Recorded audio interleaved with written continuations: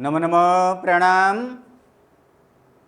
प्रणाम गुरुजी, नमो नमः। प्रणाम गुरुजी, नमो नमः। सुख सागर में नमो रिहंताणं नमो सिद्धाणं नमो आयरियाणं नमो वज्रायाणं नमो लोये सब्बसाहूणं यशो वञ्जनमुखारो शब्बपावपणसनो मङ्गलाणं च सव्येसिं फडमं हवै मङ्गलम् अज्ञानतिमिरन्धानं अनञ्जनो शलाकया नेत्रम् उन्मीलितं येन तस्मै श्रीगुरवे नमः।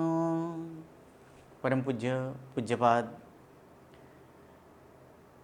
कलिकाल सर्वज्ञ हेमचंद्र सुरेश्वर जी महाराजा के द्वारा विरचित सिद्ध हेम शब्दानुशासन नामक व्याकरण ग्रंथ और इसी व्याकरण ग्रंथ से उद्धरित पंडित वर्य शिवलाल जी द्वारा रचित हेम संस्कृत प्रवेशिका प्रथमा, मध्यमा और उत्तमा, ऐसे 3 विभागों से विभाजित हेम संस्कृत प्रवेशिका और उसी हेम संस्कृत प्रवेशिका प्रथमा और प्रथमा के अंतिम प्रकरण अर्थात 5वां प्रकरण, और इस 5वां प्रकरण में हम लोग यहाँ पर वाक्यानुवाद जो है वो वाक्यानुवाद तद्धित के वाक्यानुवाद कर रहे हैं। अब आगे की वाक्यानुवाद यहाँ पर हम लोग देखेंगे। कहाँ तक हुआ है वाक्यानुवाद? 10 नंबर 11वां आया। चलिए 11वां वाक्य यहाँ 11वां हो गया था कि बाकी है? बाकी है गुरुजी, बाकी है। 10 तक हुआ था, 11वां से यहाँ पर 11वां से वाक्य। चलिए 11वां वाक्य यहाँ पर देखेंगे। तो यहाँ पर है रीपावपि पराभूते महंतो ही कृपालवः। तो इसका यहाँ पर पदच्छेद करेंगे। तो पदच्छेद यहाँ पर क्या होगा? सर्वप्रथम क्या है इसका? तो रीपौ अपि, क्या संधि है इसका? रीपौ अपि, रीपौ प्लस अपि। तो फिर क्या हो जाएगा? औ के बाद क्या आया है? औ के बाद अ आया है। तो औ का क्या होता है? औ के बाद कोई स्वर आए तो औ का क्या होता है? आव होता है। ए ओ औ के बाद कोई भी स्वर आए तो क्रमानुसार अय आय औ तथा आव होता है। तो औ है, उसके बाद आ आया है, इसलिए ओ का क्या हो गया? आव हो गया। अर्थात इसी कारण से ये क्या हुआ है? रीपाव प्लस अपि। तो फिर क्या बनेगा? तो रीपावपि। तो ये संधि है। ओ के बाद अ यानी ओ के बाद कोई भी स्वर आए तो क्या होता है? आव होता है। तो रीपौ अपि पराभूते महन्तः ही कृपालवः। इसमें क्रियापद अगर देखा जाए, क्रियापद कोई है? इतने पद है। इन पदों में क्रियापद कोई है? तो यहाँ पर कोई क्रियापद नहीं है। है यहाँ पर क्रियापद? तो नहीं है। तो क्रियापद जब ना हो तब अस और भू धातु का प्रयोग किया जाता है। यहाँ पर हम लोग भू धातु का प्रयोग करेंगे और भू धातु का प्रयोग करके क्या लिखेंगे? यहाँ पर भवन्ति। क्या कर देंगे यहाँ पर? भवन्ति, अर्थात होते हैं। किस प्रकार के होते हैं? तो कृपालवः भवन्ति, अर्थात कृपालु होते हैं। कृपालवः, कृपालु शब्द बना है और उसी का जैसे भानवः उसी प्रकार कृपालवः भवन्ति यानी दयालु होते हैं। कौन दयालु होते हैं? तो महन्तः, प्रथमा बहुवचन महन्तः, अर्थात महान महंतो महन्तः यानी महान पुरुष कृपालु यानी दयालु होते हैं। ठीक है। कब? तो पराभूते यानी पराभूत होने पर। कौन पराभूत होने पर? तो रीपौ, सप्तमी है। रीपौ पराभूते यानी शत्रु पराभूत होने पर। शत्रु पराभूत होने पर महान पुरुष यानी महान पुरुष क्या होते हैं? कृपालु दयालु होते हैं। ही जो है तो ही क्या होगा? ही यहाँ पर क्या कर रहे हैं? वास्तव अर्थ में। वास्तव में शत्रु पराभूत होने पर भी महान पुरुष क्या महान पुरुष कैसे होते हैं? कृपालु होते हैं। किसका बैकग्राउंड आ रहे हैं वो म्यूट कर दें। मुझे पराभूत यानी 1 मिनट, A11 आप म्यूट कर दीजिए। हाँ जी, पराभूते मतलब हार जाने पर, पराभूत होना मतलब हार जाना, हार जाने पर। कौन? तो शत्रु। रिपौ, रिपु शब्द है, कौन सा शब्द है उसका? रिपु। उसका सती सप्तमी करेंगे, उसका सप्तमी करेंगे तो क्या होगा? रिपौ होगा कि नहीं? रिपो होगा। अर्थात शत्रु के हार जाने पर भी महान पुरुष क्या होते हैं? कृपालु होते हैं। ठीक है, चलिए आगे के वाक्य। पर दुख कृपावंत संतो न नोद्वीक्षित्वं क्षमा। तो इसका यहां पर पदच्छेद करेंगे। चलिए, प्रथम पद क्या है यहां पर? पर दुख, उसके बाद कृपालवंतः, उसके बाद संतः, उसके बाद हाँ सही है, क्या है यहाँ पर?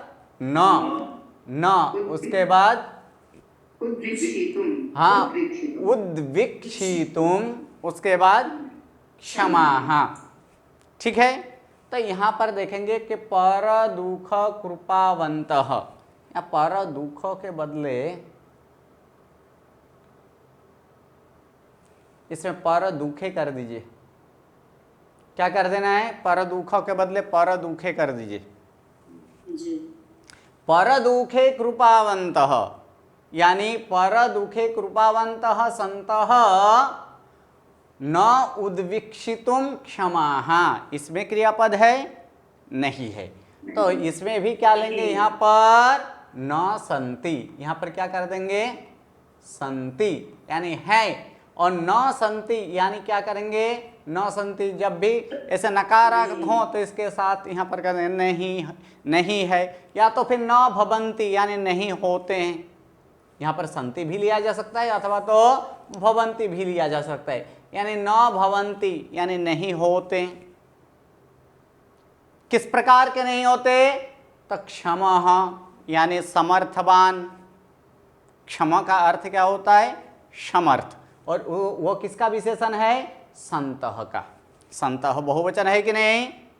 सन संतौ संतः, तो सन संतौ संतः यानी ये बहुवचन है, इसलिए यहाँ पर बहुवचन किया गया। क्षमाः अर्थात समर्थ नहीं होते हैं। किम कर्तुम, क्या करने के लिए?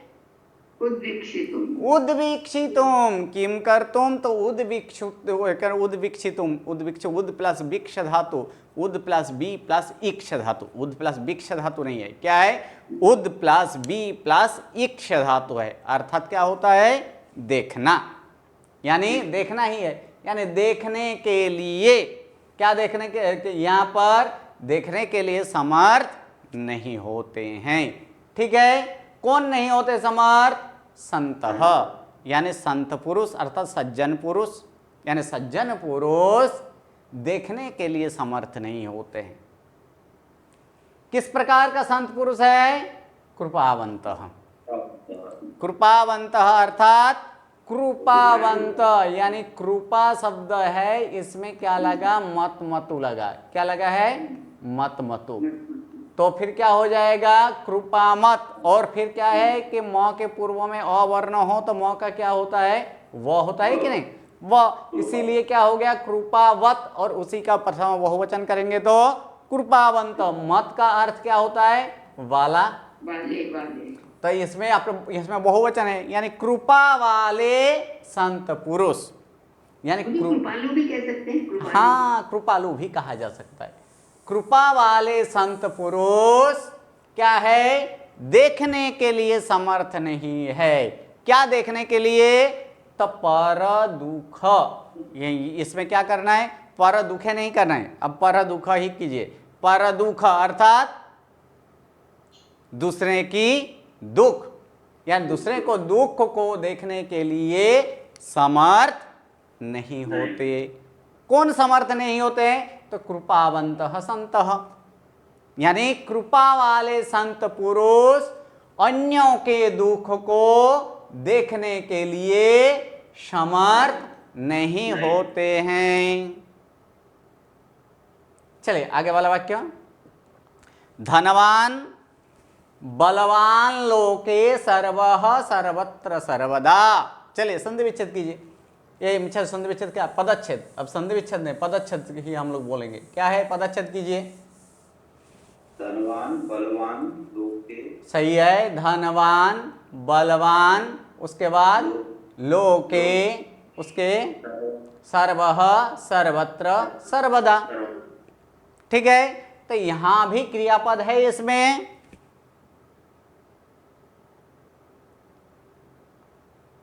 है क्रियापद? नहीं है गुरुजी। नहीं है क्रियापद। ठीक है, तो नहीं है क्रियापद, तो फिर इसमें क्या करेंगे? एक भवति लेंगे। क्या लेंगे यहाँ पर? भवति अथवा तो अस्ति, दोनों में से कुछ एक लिया जा सकता है। भवति, भवति का मतलब होता है। ठीक है, तो होता है, कौन होता है अथवा तो किस प्रकार होता है? कि बलवान भवति, यानी बलवान होता है। कहाँ? लोके, यानी लोक में, यानी लोक में बलवान होता है। कौन बलवान होता है? तो धनवान। धनवान किस तरह से बना? धन है जिसके पास, उसे धनवान बोला जाता है। यानी धन वाला क्या होता है? बलवान होता है। कहाँ? लोके, अर्थात लोक में। कब होता है? तो सर्वदा, हमेशा। हमेशा धनवान बलवान होता है, लोक में बलवान होता है। कितने? तो यहां पर करगे किस, कहां? तो सर्वत्र, अर्थात सभी जगह। सभी जगह सर्वधनवान। क्या करना है? सभी जगह सर्वधनवान लोके सर्वदा बलवान भवति। फिर से एक बार, तो क्या होगा? 1 2 3 4 यहां पर कर देते हैं, ध्यान रखना। ठीक है, यानी सर्वधनवान, पहले सर्वत्र, सर्वत्र 1 2 3, किसका बैकग्राउंड है? 1 2 3 4 5 6 और भवती को क्या करना है? 7। सर्वत्र यानी यानी सभी जगह सर्वधनवान, यानी सभी धनवान सर्वदा हमेशा लोक में बलवान होता है।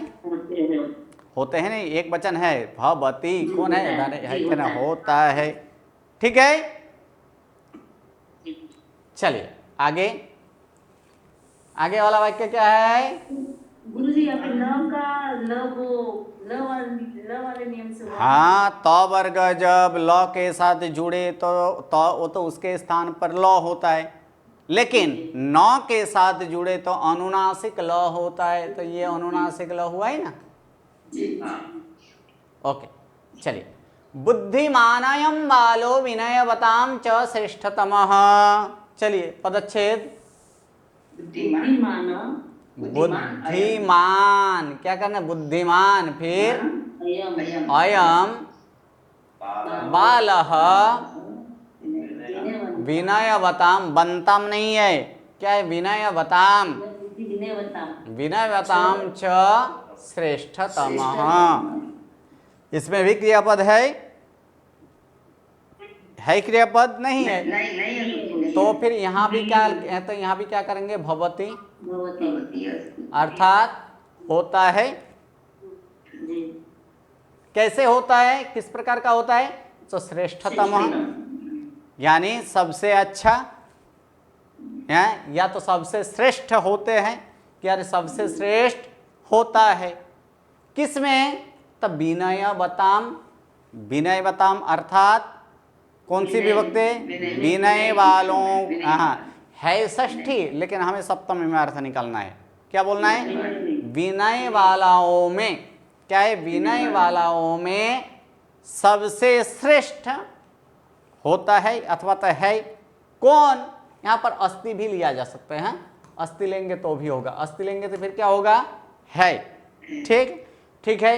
कौन, तो बालः, बालक। कौन सा बालक, तो अयम बालक। और फिर इस बालक का और एक विशेषण है, किस प्रकार का बालक है, बुद्धिमान। हाँ, अयम बुद्धिमान बालः, अयम बुद्धिमान बालः। यह बुद्धिमान बालक विनय वालाओं में क्या है, सबसे श्रेष्ठ है अथवा सबसे अच्छा है, प्रशंसनीय है। ठीक है। चलिए उसके बाद वाला मति मताम अपि दरिद्रता दृश्यते। ये सिर्फ आधा लाइन ही, एक पद ही दिखाई दिया है, उसके मध्यमा में इसका पूरा का पूरा श्लोक हम लोग देखेंगे। ठीक है। चलिए क्या है यहाँ पर, हाँ, मति मताम अपि दरिद्रता दृश्यते। वाक्य किस प्रकार का है, कर्तरि कर्मणि भावे, दरिद्रता दृश्यते कर्मणि है, सही है। दृश्यते अर्थात दिखाई देता है। हाँ, क्या दिखाई देता है, दरिद्रता, यानी दरिद्रता दिखाई देती है। किसमें, तमति मताम अर्थात बुद्धिशालियों में, अपि का अर्थ क्या है, भी, अर्थात बुद्धिशालियों में भी दरिद्रता दिखाई देता है। ठीक है। चलिए आगे, इमे गोपा धेनुमन्तस्तत्सेषं शरीरम बलवत्तरम। चलिए इसका कीजिए पदच्छेद। सबसे पहले इमे गोपाः, मंतम नहीं, मंतः, हाँ, धेनुमन्तः तस्मात् तेषां शरीरम बलवत्तरम। सही है। इसमें संधि यहाँ पर देखेंगे, कुछ संधि, प्रथम नंबर संधि यहाँ पर क्या है, गोपाहा विसर्ग का लोप हो चुका है। क्यों,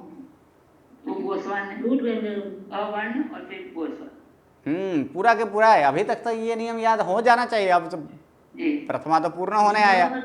हाँ, सौ के र के पूर्व में अवर्ण हो, सौ के र के पूर्व में आ हो, और उसके बाद घोषवान व्यंजन आए तो र का लोप होता है। क्या हो जाता है, वो लोप होता है। उसके बाद ये दंत स क्यों आया, पदांत र के बाद, हाँ, पदांत र के बाद च या छ, ट या ठ, त या थ आने पर क्रमानुसार तालवश्य मूर्धन्य स और दंत स होता है।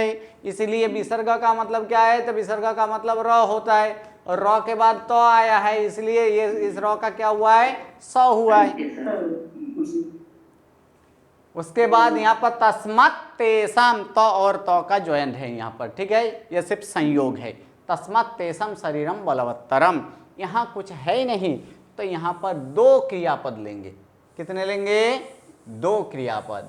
एक जगह पे हम लोग लेंगे संति, और दूसरी जगह पे हम लोग लेंगे अस्ति। हाँ जी, बोलिए बोलिए, क्या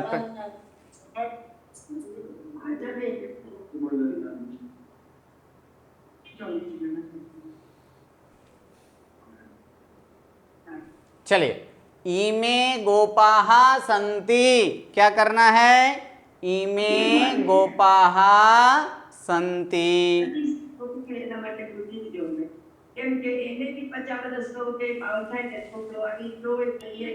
A29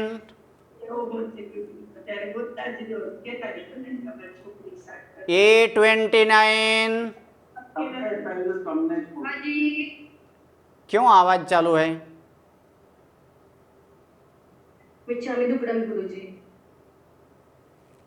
चलिए आगे। इमे गोपाः सन्ति, इमे गोपाः सन्ति, इमे के सन्ति, इमे गोपाः सन्ति, अर्थात गोपा अर्थे गोपालक इति गोपाः। ठीक है, गोपालक इति गोपा यानी गोवाल। ठीक है, ये कौन है, ये ग्वाला है। ठीक, ठीक, ग्वाले हैं, ये ग्वाले हैं। किस प्रकार है? तो धेनुमंतः। किस प्रकार है ये ग्वाले? धेनुमंतः, यानी गाय वाले। ठीक है, क्योंकि मंतः बहुवचन है ना। जी।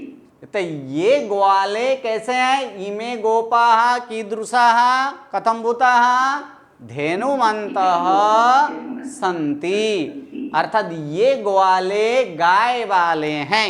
एक वाक्य यहां पर पूर्ण होता है। दूसरा वाक्य, तस्मात् तेषां शरीरम बलवत्तरम अस्ति। अस्ति, अस्ति का मतलब है। क्या है? तो बलवत्तरम अस्ति। किस प्रकार का है? बलवत्तरम, यानी अधिक, अत्यंत बल वाला, अर्थात अथवा तो अत्यंत बलवान है। अत्यंत बलवान है। क्या अत्यंत बलवान है? शरीर। यह शरीर अत्यंत बलवान है। किसका है शरीर? केशाम, केशम शरीरम, तेषाम शरीरम, केशाम तो तेषाम शरीरम, यानी उन लोगों के शरीर क्या है? बलवान, अधिक बलवान, या तो अत्यंत बलवान है। तस्मात्, इस कारण से। तो संपूर्ण वाक्य क्या हुआ? इमे गोपाः धेनुमन्तः सन्ति। तो ये गोवाले गाय वाले हैं, इस कारण से उनके शरीर, उनका शरीर क्या है? अधिक बलवान। बलवत्तरम, तर तरफ लगा है ना, यानी अधिक बलवान। बलवत अर्थात बल वाले, यानी बलवान हुआ। और फिर यहां पर क्या? तर है, यानी अधिक, अत्यंत, यानी अत्यंत कैसे हैं? बलवान है। ठीक है, चलिए आगे। वो बोलिए। तम तमक में अत्यधिक होता है ना। तम तम, यानी इसमें भी प्रकृष्ट अर्थ में कीजिए, इसमें तर तरफ लगाए ना, बलवत्तरम, यानी अधिक बोलिए। और करें अधिक, उसमें उसमें जो है उसमें अत्यंत अर्थ में करेंगे। इसमें अधिक, अधिक बल वाले हैं, या तो अधिक बलवान है, इस प्रकार से। संपदो महतामेव, महतामेव च, महतामेव चापदः। चलिए संधि पदच्छेद क्या होगा? संपदः, संपदः महताम, महताम एव, महताम एव च आपदः। क्यों दो ही तीन जन बोल रहे हैं, बाकी सब क्यों नहीं बोल रहे हैं? नहीं तो नेक्स्ट क्लास से मुझे फिर उसी तरह से कराना पड़ेगा, एक एक करके नंबर सर, लाइन सर कराना होगा। चलिए, क्या है? संपदः महतामेव, महतामेव च आपदः। तो इसमें भी क्या है? कुछ नहीं है, तो इसमें भी संति है, हम लोग लेंगे, अथवा तो भवंती लेंगे। संति अथवा तो भवंती।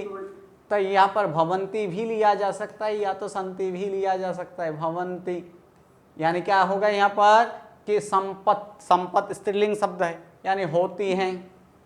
ठीक है, क्या होती हैं? तो संपदः, यानी संपत्तियां होती हैं। किसको? तो महताम एव, एव का अर्थ यहाँ पर क्या लेना है? ही, अर्थात महताम एव संपतः भवन्ति, अर्थात महताम यानी महान पुरुषों को ही क्या होती है? संपत्तियां होती है। ठीक है, दूसरा च का अर्थ क्या करेंगे? और महताम एव आपदः भवन्ति, और महान पुरुषों को ही क्या होती है? आपत्तियां होती है। ठीक है, यानी महान पुरुषों को ही संपत्तियां होती है, और महान पुरुषों को ही क्या होती है? आपत्तियां होती है। चलिए नेक्स्ट वाक्य।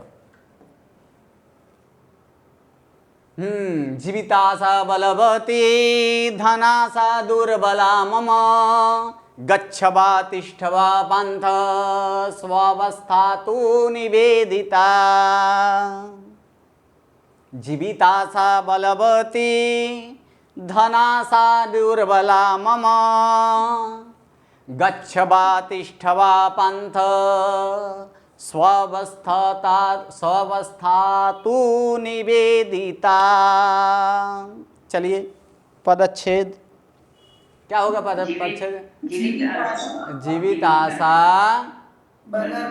बलवती, फिर धनाशा दुर्बला मम नहीं म हित, हाँ आगे गच्छ वा तिष्ठ वा पांथ नहीं, ये सामासिक शब्द ही है, पूरा एक ही शब्द है, सामासिक शब्द एक ही पद है। स्वस्था क्या करना है? स्वस्था तु निवेदिता, यहाँ कोई संधि नहीं है, ये समास लेकर यहाँ पर होगा। शस्य अवस्था इति स अवस्था, षष्ठी तत्पुरुष में अपनी अवस्था, उसे क्या कहा जाता है? स अवस्था। स्व का अर्थ क्या होता है? अपने होता है कि नहीं? अपना। और उसमें शस्य अवस्था क्या करना है? शस्य अवस्था इति क्या हो जाएगा? हाँ, इति स्वस्था, इति स्वस्था, यानी शस्य अवस्था इति स्वस्था।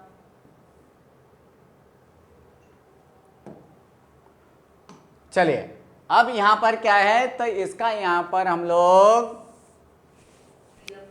क्रियापद ढूंढेंगे। क्या है क्रियापद? है कोई क्रियापद? हाँ, गच्छ है, तिष्ठ है, ये दो है, गच्छ है, तिष्ठ है, ठीक है। उसके बाद एक एक कितने वाक्य है? यहाँ इसमें एक भी क्रियापद है? नहीं है। तो फिर यहाँ पर हम लोग क्रियापद क्या लेंगे? अस्ति, अस्ति, ठीक है, अस्ति लेंगे। अर्थात अस्ति का मतलब है। क्या है? तो बल, अथवा किस प्रकार की है? बलवती, बलवत शब्द था, क्या हुआ था? बलवत। और यहाँ पर आशा शब्द स्त्रीलिंग है, इसलिए इसमें स्त्रीलिंग किया गया है, यानी क्या हो गया? बलवती, यानी बल वाली है, यानी बल वाली है। क्या बल वाली है? जीविताशा, जीवित, हाँ, जीवितस्य आशा इति जीवित आशा। जीवित का अर्थ क्या होता है? जीना। हाँ, तो जीने की आशा, यानी जीने की आशा कैसे है? बलवान है, तो जीने की आशा बलवान है। दूसरा यहाँ पर क्या है? यहाँ कुछ नहीं है, तो फिर एक बार क्या लेंगे? अस्ति है। कैसी है? दुर्बला, दुर्बला, यानी निकल चुका है बल जिसमें से, अर्थात दुर्बल यानी अल्प बल, अल्प के अर्थ में भी होता है, ठीक है। दुर्बला धनाशा, यानी अल्प, ये क्या बोला जाए? क्योंकि धन की आशा अल्प है अथवा तो दुर्बल है, ठीक है। जीने की आशा बलवान है, धन की आशा दुर्बल है, ठीक है। किसकी? तो मम यानी मेरी, ठीक है। तो ये मम शब्द पहले ही लेना है। मेरी जीने की आशा बलवान है और धन की आशा दुर्बल है या तो कम है। क्या करना है उसको? कम है, ठीक है। यहां पर क्या करना है कि ये संबोधन लेना है। संबोधन अर्थ क्या है? हे पांथ, अर्थात हे मुसाफिर। यह मध्यम पुरुष एक वचन, मध्यम पुरुष एक वचन। तो मध्यम पुरुष एक वचन हो तो कर्ता क्या होगा मध्यम पुरुष एक वचन में? त्वम होगा कि नहीं? त्वम अर्थात तुम, यानी तुम जाओ या तो रहो, ठीक है। यहां पर खड़ा रहना है, इसका मतलब यानी कि खड़े रहो, ऐसे नहीं करना है। क्या करना है? जाओ या तो फिर रहो, ठीक है। हे मुसाफिर, तुम जाओ या तो फिर रहो, या तो तू जा या तो खड़ा रहे, ऐसे भी करना है। अगर तू जा या तो फिर खड़ा रहे। स अवस्था तू निवेदिता, यहां पर एक वस्तु नहीं है, वो ये करना है, यहां पर ये एक शब्द प्रयुक्त करना है। क्या? मया। माया का अर्थ क्या करना है? माया का अर्थ मेरे द्वारा। हाँ, मेरे द्वारा मया स अवस्थिता निवेदिता। तू तू तू का अर्थ क्या करना है? तो करना है। क्या करना है अर्थ? तो। मया तू स अवस्था निवेदिता, मेरे द्वारा अपनी मेरे द्वारा तो अपनी अवस्था निवेदिता अर्थात बताई गई है अथवा तो जानकारी दी गई है। ठीक है, फिर से एक बार, मम यानी मम का अर्थ यहां पर मेरी भी हो सकता है, या तो फिर इसको आप मुझे अर्थ में कर लीजिए। मुझे जीने की आशा बलवान है, अथवा मुझे नहीं, मेरी है, मेरी जीने की आशा बलवान है, धन की आशा कम है। इसलिए हे मुसाफिर तू जा या तो खड़ा रहा, यहां पर खड़ा रहे, या तो जा या तो रहे, मेरे द्वारा तो अपनी अवस्था बताई गई है, निवेदन की गई है। ठीक है,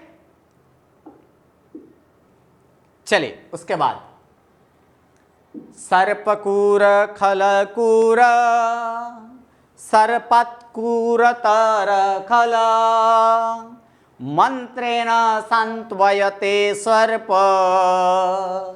खलस्तु न कथंचन। सर्पक्रूर खलक्रूर सर्पत्क्रूरतर खल मंत्रेण सांत्वयते सर्प खलस्तु न कथंचन।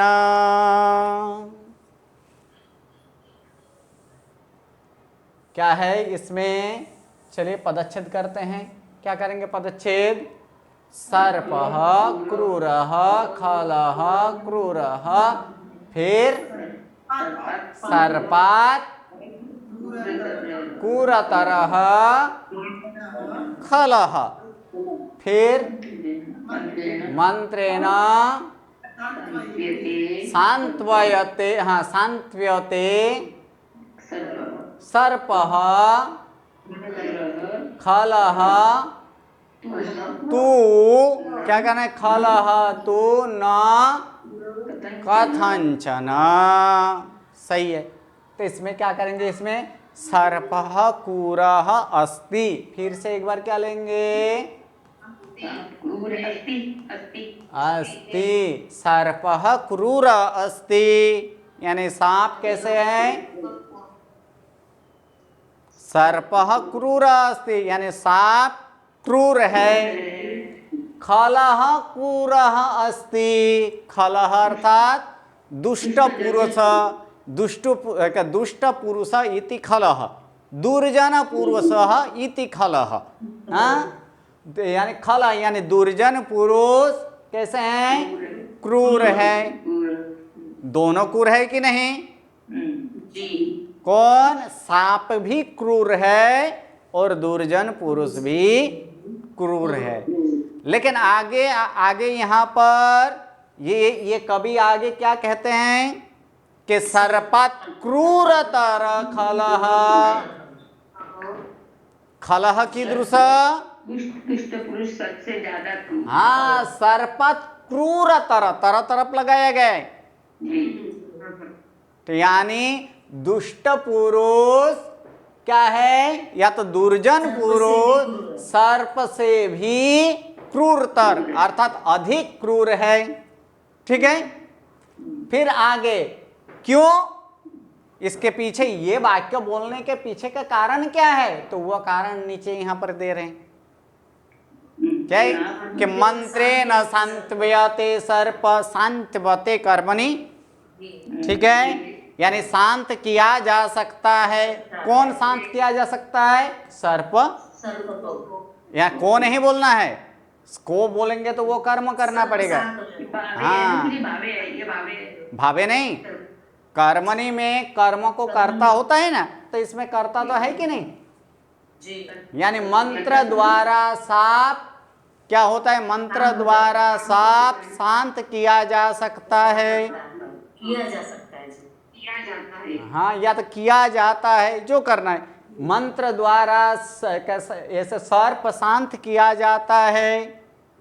तू, ये तू का अर्थ करना है किंतु, अर्थात परंतु।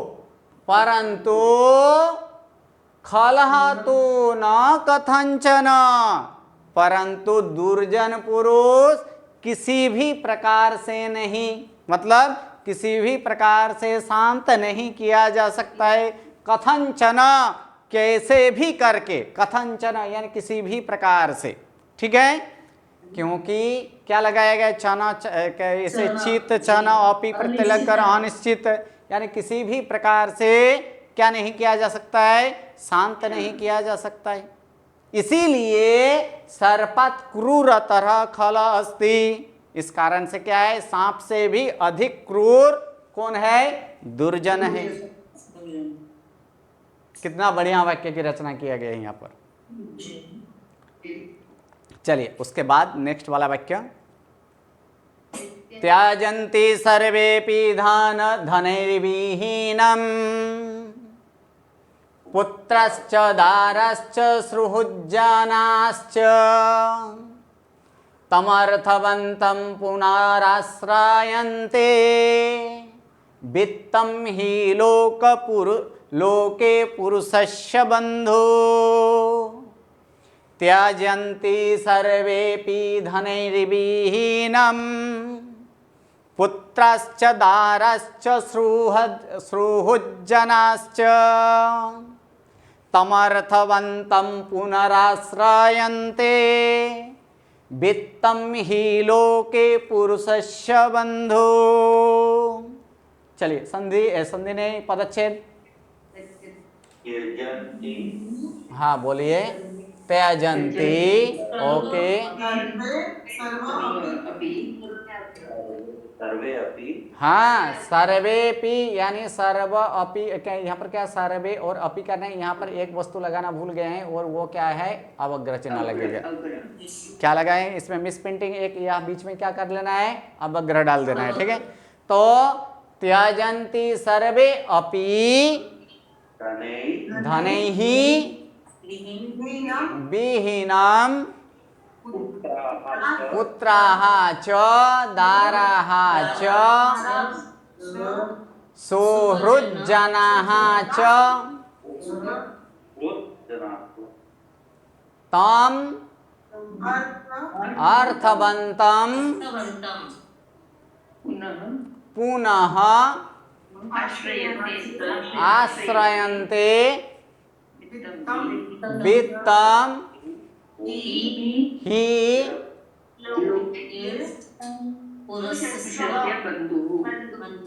सही है। चलिए अब यहाँ पर हम लोग क्या करेंगे, क्रियापद। तो क्रियापद यहाँ पर है कि नहीं, त्यजन्ति है ना। त्यजन्ति अर्थात त्याग करते हैं या तो छोड़ देते हैं, ठीक है। तो कौन छोड़ देते हैं, तो यहाँ पर बताया है कि सर्वे पी, सब कोई, क्या करना है यहाँ पर, सर्वे अपि अर्थात सर यानी सब कोई छोड़ देते हैं। कौन सब कोई, तो यहाँ पर कहेंगे पुत्राः दाराः सुहृज्जनाः, यानी पुत्र, स्त्री और सुहृज्जन अर्थात सगा संबंधी, ठीक है। सगा संबंधी यानी पुत्र, स्त्री, सगा संबंधी, सर्वे अपि सब कोई छोड़ देते हैं। किसे, धनैर्विहीनं जनम, यहाँ पर नहीं है, एक शब्द यहाँ पर लेना है, क्या लेना है, जन्म। कैसे, किसको, तो मनुष्य को या तो उस पुरुष को। कौन से पुरुष को, धनैर्विहीनं, धन से रहित, विहीन का अर्थ क्या करना है, रहित, यानी धन से रहित मनुष्य को छोड़ देते हैं, ठीक है। फिर से एक बार, पुत्र, दारा अर्थात स्त्री और सगा संबंधी हर कोई या तो सब कोई धन से विहीन अर्थात वह धन से हीन या तो धन रहित मनुष्यों को छोड़ देते हैं। यहां तक क्लियर? जी गुरुजी। उसके बाद आगे तम अर्थवंतम पुनः आश्रयन्ते। आश्रयन्ते क्या किया है यहां पर? आश्रयन्ते यानी आश्रय करते हैं, यानी आश्रय करते हैं या तो आश्रय लेते हैं। किसका आश्रय? क्योंकि क्रिया का फल जिसे हो उसे कौन सी विभक्ति लगती है? द्वितीय ना, इसीलिए यहां पर क्या हुआ है? द्वितीय। लेकिन अर्थ हमें क्या करना है? षष्ठी भी निकलना है, यानी क्या करना है? इसको उसका आश्रय लेते हैं। ठीक है, उसका आश्रय लेते कब? और वह कैसे हैं? अर्थवंतम यानी अर्थ वाले। यहां पर अर्थवंत पुनः यानी फिर से अर्थ वाले होने पर ये जोड़ देना है। क्या करना है? फिर से अर्थ वाले होने पर क्या करते हैं? आश्रय लेते हैं।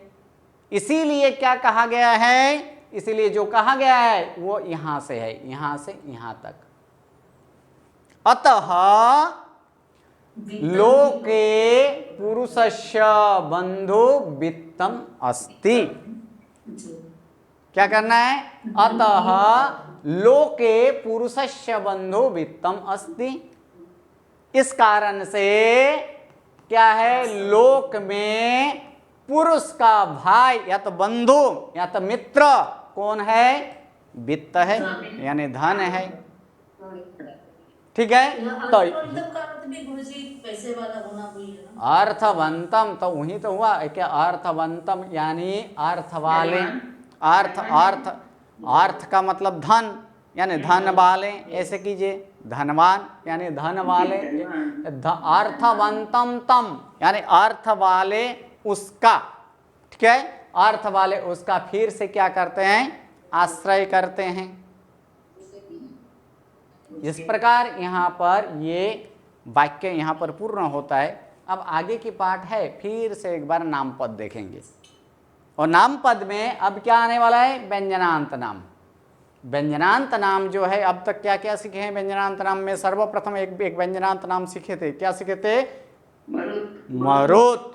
सही है, पुल्लिंग में मरुत, स्त्रीलिंग में युद्ध और नपुंसकलिंग में जगत, ये था। फिर धीरे धीरे जब आगे आया तो फिर वर्तमान कुदंत में फिर से एक बार क्या आया? व्यंजनांत नाम आया। आया कि नहीं? क्या आया था? गच्छत आया था। ठीक है, आगे जाकर उसके बाद फिर से उसी तरह से नीतवत आया। तवत प्रत्यय लगाकर हम लोग क्या सीखे थे? नीतवत आया था। और उसके बाद फिर से एक बार यहाँ पर मत मतु वाला आया ना, अभी मत मतु वाला। इतना तक हम लोग व्यंजनांत नाम सीखे हैं। ज्यादातर तो अंत वाला ही सीखे, इतना ही सीखे ना, ज्यादातर तो अंत वाला ही है ना। तो अंत वाला अथवा तो दो अंत वाला। ठीक है, जैसे आपद, आपद, मृद इत्यादि जो है तो अंत की दो अंत वाला देखें। अब आगे जाकर और एक यहाँ पर सीखेंगे नौ अंत वाला। कौन सा सीखेंगे? नौ अंत वाला। जैसे आत्मन, क्या है? अंत में क्या आया? नौ आया है। राजन, अंत में क्या आया है? नौ आया है। राजन, आत्मन। उसी प्रकार परवन, तो अंत में क्या आया है? नौ आया है। सीमन, अंत में क्या आया है? नौ आया है। दामन, अंत में क्या आया है? नौ आया है। तो ऐसे नौ अंत वाला सीखेंगे।